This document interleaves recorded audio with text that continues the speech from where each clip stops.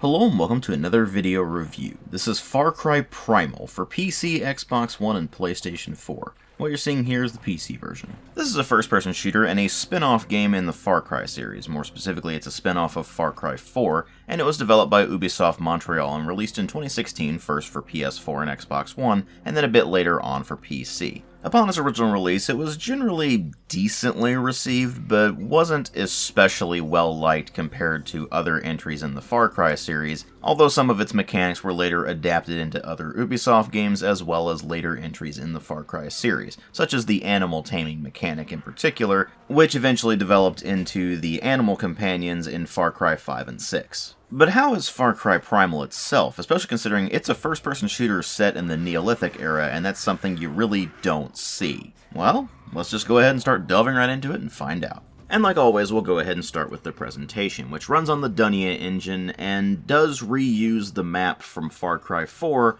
although they have put a lot of effort into making sure that everything looks and feels appropriate to the Neolithic era, as compared to all of the previous Far Cry games, which were either futuristic in the case of Blood Dragon, or were all modern day in the case of all of the other ones. As such, even though the map itself is technically the same map from Far Cry 4, it really doesn't feel like it. You never really feel like you are just retreading the same ground that you did in Far Cry 4 if you had played that game at all. And frankly, there's just so much detail packed into the environments, the environmental effects, and of course the character models, animations, textures, etc., that you really don't find yourself caring all that much that they did reuse the map itself. That said, the map reuse will certainly factor into something I'll bring up later on in the video, so just keep that in mind for now. But suffice to say, the visuals in this game are very impressive. Now I should note that due to YouTube video compression, you're probably not really going to be able to tell as much,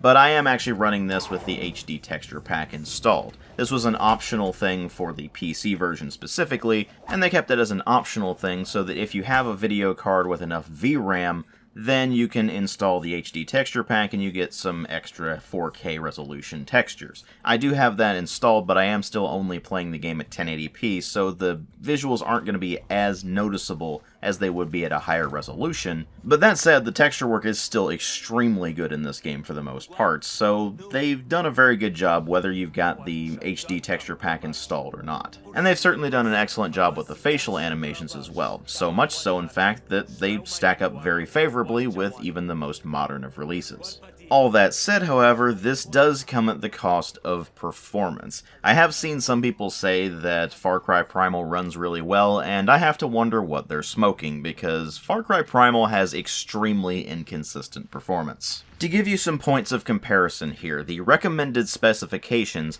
are an i7 2600K or an FX 8350 or equivalent, as well as 8 gigs of RAM and a GTX 780 or an R9 280X. Like I said, this game came out in 2016, so that sounds about right. The thing is, I'm running an i7 4790K, 16 gigs of RAM, and a GTX 1080. It should be more than capable of maxing this thing out at 1080p, and for the most part, it actually is capable of doing that. The problem is that there's a ton of frame rate fluctuation for no discernible reason.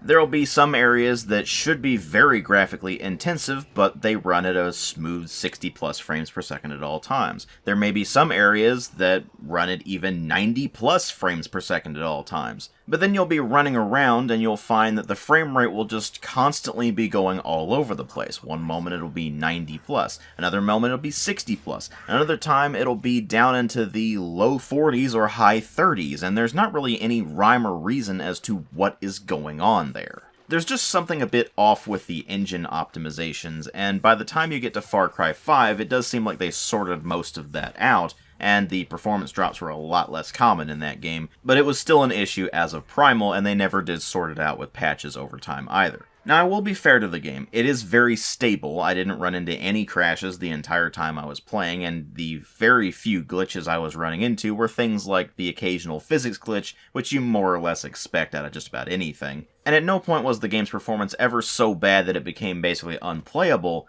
but it is really annoying going all over the place in frame rate for no discernible reason. But of course, the presentation is not only about visuals and performance, it's also about the audio, and that's where things start to differ pretty wildly from other Far Cry games. Not necessarily in quality, because the quality is quite consistent. It has very well done voice acting, it has very well done sound effects, and quite good music. The thing is that it all is styled to fit the Neolithic era, so instead of gun and explosion sounds, you have the twang of bows, you have the whoosh of rocks and spears and such being thrown, and the sounds of clubs impacting bodies and things like that. And while that certainly doesn't have quite the same impact that guns and explosions do, it all works pretty well. Then you move over into soundtrack, and there's a lot of very primal influences, for lack of a better way of describing them. This means you end up with a lot of percussion instruments, as well as whistles and flutes, and even some ram's horn, and also vocals, and that all works extremely well for the game, and actually sounds pretty good on its own to boot. But then, of course, there's the thing that for language nerds like myself is the real star of the presentation, which is the voice acting. And I will go ahead and mention that in general, the voice acting quality is all very good. You've got some pretty good actors going into this, including Elias Tefexis voicing the main protagonist Tukkar. And if you're not familiar with Elias Tefexis, his main claim to fame in the video game space is playing Adam Jensen, the main protagonist of Deus Ex Human Revolution, as well as Deus Ex Mankind Divided, both of which he did a fantastic job in as well. But even aside from his performance, all of the other performances are very well done. Thing is, you're not really going to understand what they're saying because they're all speaking a fictional language based on Proto-Indo-European, and they even went the extra mile and made a separate dialect for each individual tribe so that when you start conversing with these other tribes, you notice the difference immediately, not just in aesthetics, but also in how they speak. That probably all sounded like technobabble to those of you who aren't linguists, so let me go ahead and give you a bit more of a simple explanation. Proto-Indo-European is the common ancestor of all Indo-European languages. The term Indo-European language refers to a language family that encompasses a huge variety of languages, whose range extends from the entire continent of Europe on through the Indian subcontinent, and basically encompasses not only the entirety of Europe, but also most of the ancient Persian Empire. In other words, if you're watching this video, there is an extremely high chance that your native language is considered an Indo-European language. Proto-Indo-European would be the common ancestor to all of those languages combined. The one thing where if you look back on it, no matter which of the Indo-European languages you speak, you can find some common elements. To give you something with a bit of modern context as an example, it's sort of like how you can take Latin and compare it to any modern Romance language, like Spanish, Portuguese, Italian, Romanian, or even to some degree French, and find a lot of words, phrases, grammatical structures, etc. are shared between them. The thing is, Proto-Indo-European is so old that we have no real records of it, so we basically had to reconstruct that from everything we know about Indo-European languages and how those developed over time. What does all of this mean for you as a player, though? Well, it means that you're not going to understand almost the entirety of what the various characters in this game are saying, but you can start to pick up on some words and phrases here and there as they get repeated, and you start to pick up on grammatical structures, and you can get the distinct impression that what they're saying is not just a bunch of made-up caveman speak, but is an actual language of some description, with actual dialects of some description. Obviously, there's not enough resources available on it for anybody to be able to speak this on a conversational level, but it's done in such a way in the game to where it is very believable, and them going the extra mile to make sure that was the case is very well appreciated, even if it is something that only language nerds like myself are really going to appreciate. And of course, when you bring all of the presentation together, you do end up with something that, despite the game's performance issues, is all very well done. So much so that it even holds up very well when compared to brand new games released 6 years later. But of course, what really matter here are the story and the gameplay, and the story in this is set in 10,000 BC during the Stone Age, and you take on the role of Tukkar, a huntsman of the Winja tribe who starts the game off hunting a woolly mammoth along with his hunting party, and they are ambushed by a saber-toothed tiger, which leaves him the only survivor. From there, Takar tries to make his way back to the Oros Valley and find the Wenja tribe so he can get back together with his people, and as he progresses, he runs into the Wenja Sela, who says that the nearby Udam tribe had attacked their village and scattered the Wenja people throughout the valley.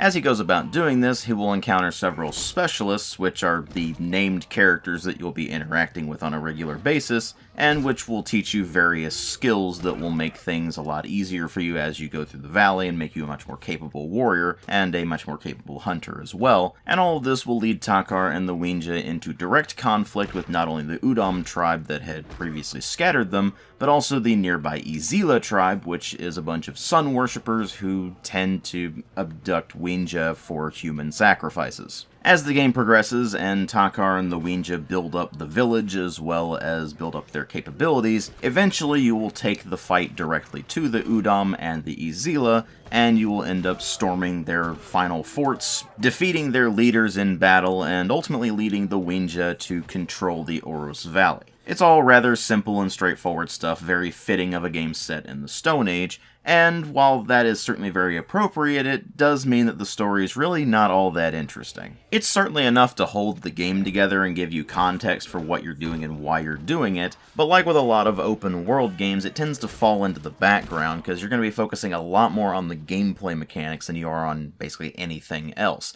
That said, I should also note that the story can be completed in a bit of a free-form manner. You don't have to go through things in a very specific linear fashion. You do have to go through a linear progression in terms of completing a particular specialist's missions, but it's not organized such that you have to go and complete a mission for one particular specialist, and then go complete a mission for another particular specialist, and just keep doing that until eventually you get to the end game. In fact, I actually got through what are considered the main storyline missions, the overarching goals of fighting the Udam and the Izila tribes, before I actually finished the game proper. And by that I mean I didn't complete all of the specialist missions before I got through what is considered the main story of the game. And because I hadn't completed all of the missions for all of the specialists and the missions for fighting the Izila and Udam tribes, the game didn't consider the story finished and thus didn't give me the ending right then and there. It's a bit of a clumsy way of handling the story, but in an open world game something like that does make a bit more sense. So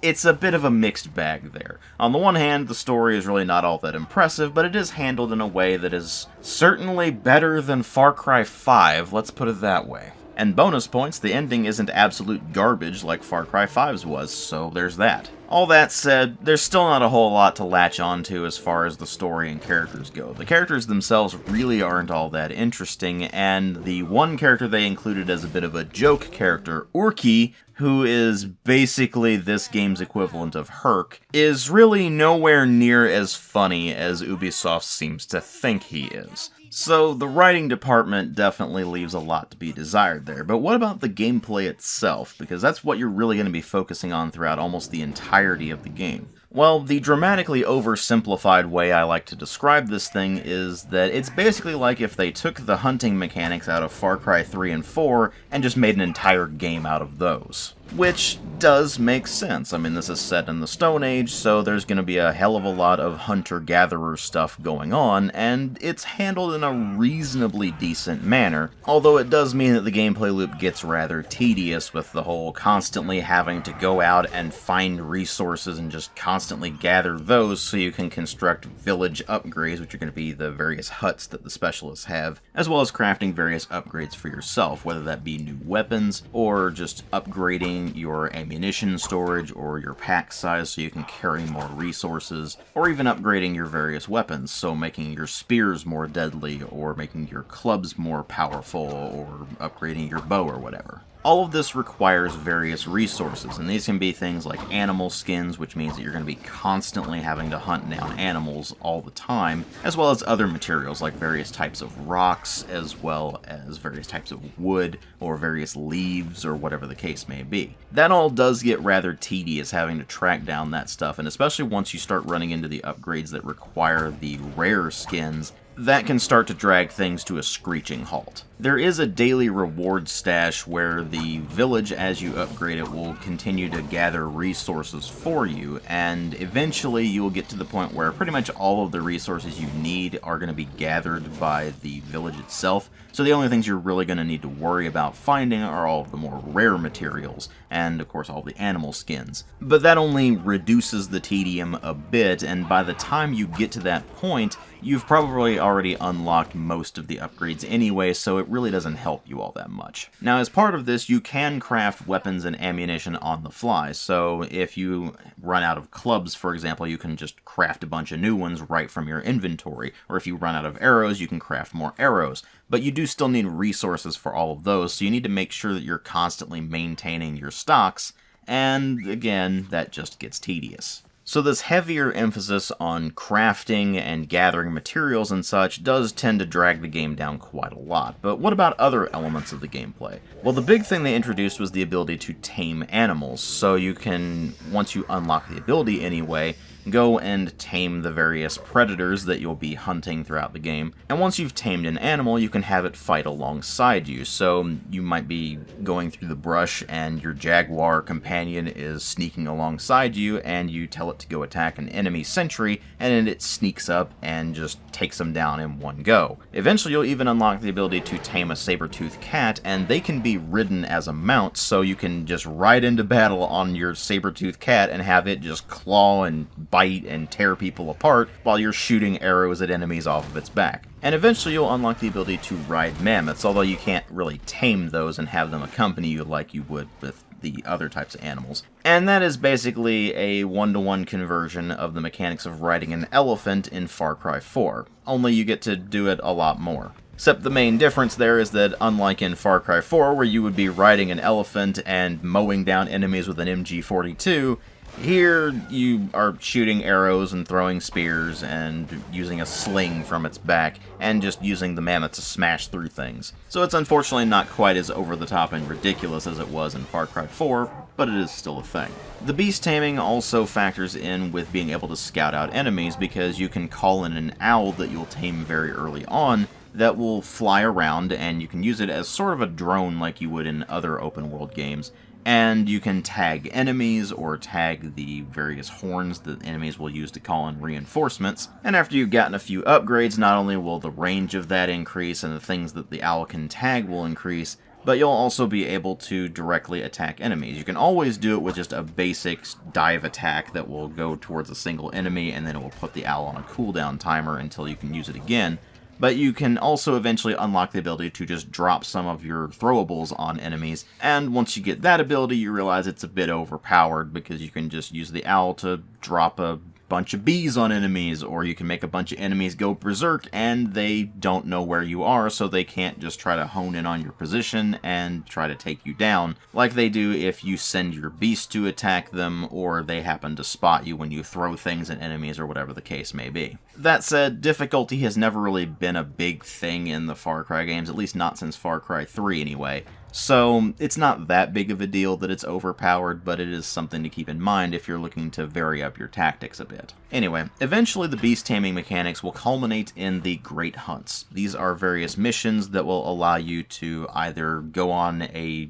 significant hunt like a particularly powerful mammoth, or they will have you go on a hunt that will culminate in you taming a particularly powerful beast. These are long, involved hunts, and they are multi-stage, so they start off with you just tracking down the animal in general, and then once you've figured out where the animal is, you can build a bunch of traps and then lure the animal into them, and those do quite a lot of damage, and eventually once you've worn down the animal quite a bit, you'll either be able to tame it in the case of stuff like the Great Scar Bear or the Bloodfang Sabertooth, or it'll basically just be a big boss fight like in the case of the Blood Tusk Mammoth. It's all certainly thematically appropriate, and if you liked the hunting mechanics of the previous Far Cry games, it's certainly a bit more interesting than just you have to go find a particular animal and hunt it down. But these hunts are only unlocked pretty late in the game, and there's only 4 of them, so you don't really get a whole lot of variety there. So that covers all of the major new stuff with Far Cry Primal, but what about the systems that were carried over from previous Far Cry games,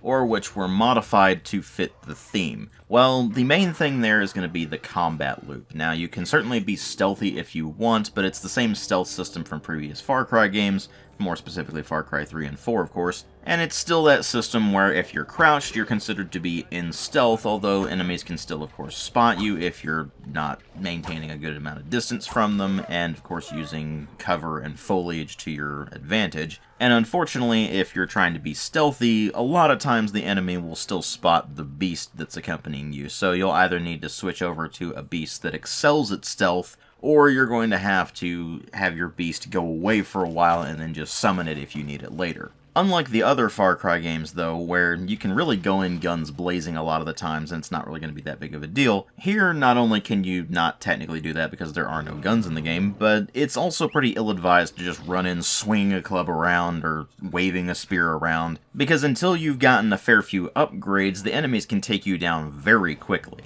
Once you've gained access to some of the upgrades and made some of your weapons more powerful, and of course just gotten access to the more powerful weapons in general, then this is much less of a problem, but at least starting out you're probably going to be relying on stealth an awful lot more than you did in other Far Cry games, which does make sense given the setting, but it does expose some of the glaring issues that the Far Cry series stealth system has had, and which is much less of a problem when you are able to go loud like you can in the other Far Cry games. This, of course, leads into the actual combat loop, which, in theory, is pretty interesting because you are dealing with a lot of primitive weaponry. You're dealing with bows and spears and slings, and, of course, throwing shards, which are basically just the equivalent of throwing knives. And while the bows basically function exactly like they do in other Far Cry games, the other weapons are a bit more interesting. The sling is actually a dedicated button, and if you hold it down, you'll start swinging the sling around, and then when you release the button, it'll launch the stone. If you get a headshot with that, it's usually a pretty much instant kill unless an enemy is particularly tough. Or until you get further on into the game and enemies start wearing skull masks and things like that, at which you need to knock the skull mask off first, and then you can get another headshot and take them down. But to be fair, it's a similar story with most of the other weapons as well. If an enemy is wearing some kind of armor on their head, then you have to knock that off before you'll be able to get a headshot to take them down. As you might expect with all of the weapons being a lot more primitive than what you see in the other Far Cry games, you do need to pay some attention to projectile drop with anything that you're throwing at an enemy, so that does add a bit of extra challenge to the game, but once you get used to that, it really becomes a non-factor. Really, the big change here is the addition of melee combat, which you can use either clubs or two-handed clubs, as well as spears. Now, spears also have the ability to be thrown at enemies for quite a lot more damage than if you're using them as a melee weapon, which is a bit odd, but that's how they decided to roll with it here. But if you're engaged in melee combat, you can either tap the button for a quick stab or a quick swing with the clubs, and if you hold the button down, then it will be more of a charged power attack, although it doesn't really seem to do all that much more damage. But there is one really nasty problem with this melee combat. There's no block button, or parrying mechanics of any kind. You just attack, and hope that you do more damage than the enemy does when they swing right back at you. This effectively closes off melee combat to the player entirely, not because you can't necessarily do it, but because you're not going to want to. You have plenty of arrows, you have plenty of spears, you have plenty of throwing weapons, so there's really no reason to get engaged in melee combat with enemies when you can just take them out from a distance and not have to worry about them reciprocating damage because you can't block. There's not even a dodge mechanic, so you can't just dodge out of the way of attacks either. You just have to take it like a man, apparently. Which is fine after you've unlocked a few of the upgrades, which reduce incoming melee damage, but it's not so great when you're starting the game out, and a single hit from an enemy club will basically take you down instantly, especially if you're fighting the Izila, because they use fire, and if you're doing extra fire damage on top of a huge amount of melee damage, then it's basically a one-hit guaranteed kill. Needless to say, melee combat in this game is very frustrating, so you're going to try to avoid it as much as you can. This really is never a problem because, like I said, you have access to plenty of ammunition for your ranged weapons anyway, so you're not really ever going to run out, and you can always just craft more arrows on the fly if you need to. But it's just frustrating to see that they went ahead and actually put these weapons into the game because it made sense to, only for them to just completely half-ass the attempt and result in something that is basically unusable. And unfortunately, when you're relying on the ranged combat in this, you find that the weapons just don't have the kind of impact they do with, say, the guns in the other Far Cry games, which makes sense. Again, you're dealing with primitive weaponry here, and it's appropriate to the setting, but it's just not as satisfying as laying waste to enemies by riding an elephant into their base and mowing them down with an MG42, for example. And while you do have things like the visions where you'll go to the shaman and partake in a vision which will show you all kinds of crazy supernatural stuff, unfortunately the vast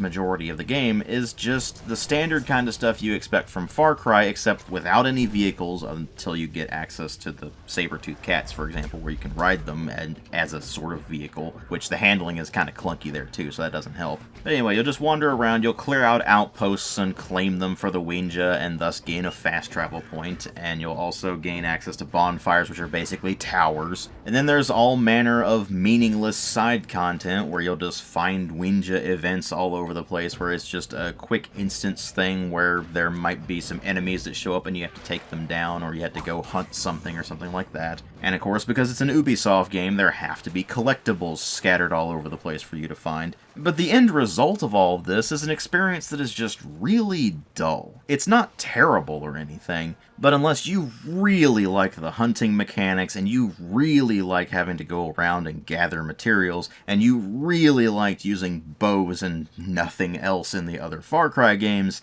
then there's really not a whole lot on offer here. And as much as I appreciate the amount of effort that went into the visuals and the construction of the language and the dialects for that language for this game, unfortunately, the game itself is just boring for the most part. Again, it's not terrible. If you like those aspects of the Far Cry games, you might find something to enjoy here, but as for a more general audience, I really can't recommend Far Cry Primal at all. Not unless you get it on sale for a really deep discount, and even then, that would be pushing it. Because ultimately, this is a 2.5 out of 5.